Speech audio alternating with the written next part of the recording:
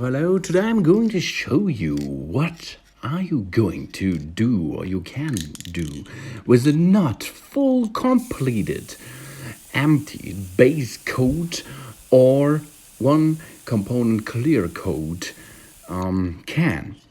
If there is a little bit of paint inside, you can rotate the can upside down and press the valve for 5 seconds.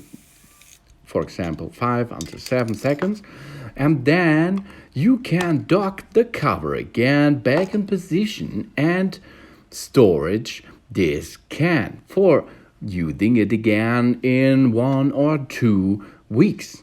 Really easy. If the can is completely empty, rotate it 360 degrees and empty all inside, and then you can recycle it. But there is a recycling way for yourself. You can use the